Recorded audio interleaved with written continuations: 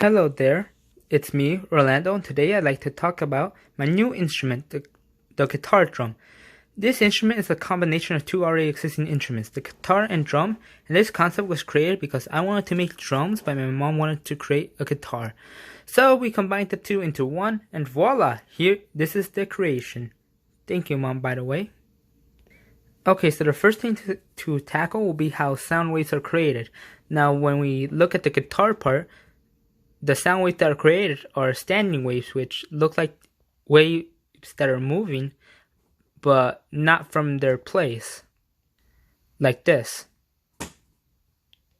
While more generalized sound waves are longitudinal waves, which are 3D waves, and they sound like that, where they just kind of spread.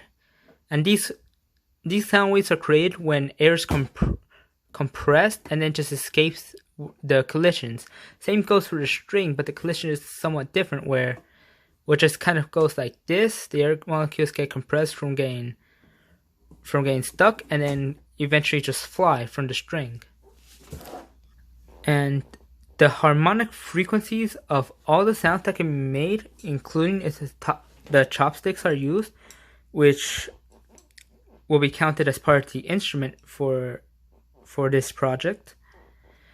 They are all first harmonic frequencies if counted as independent sound waves individually, because based on the strings, there's two nodes, which are the fixed ends, and one antinode, which is the peaks. So yeah, the strings are obvious, but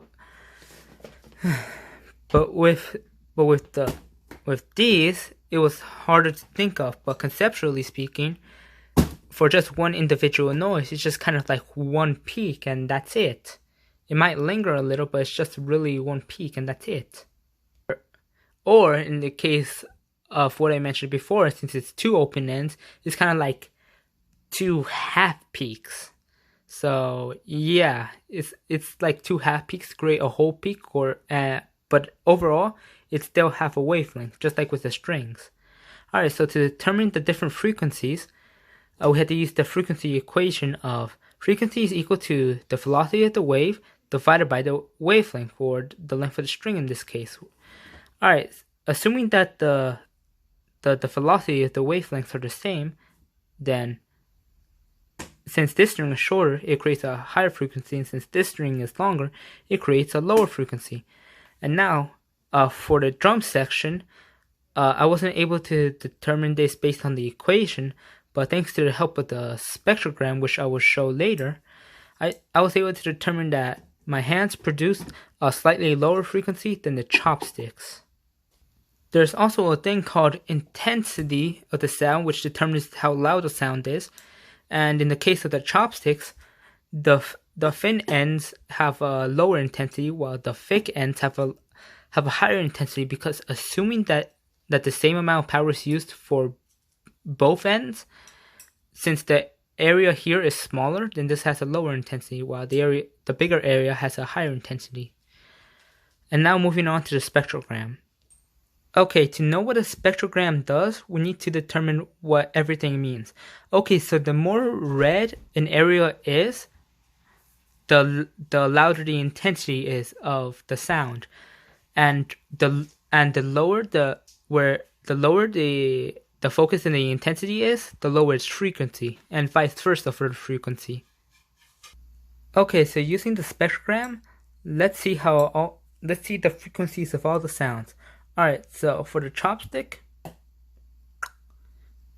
yeah, that was just my tongue, that little smidge there. Alright, and now my hand.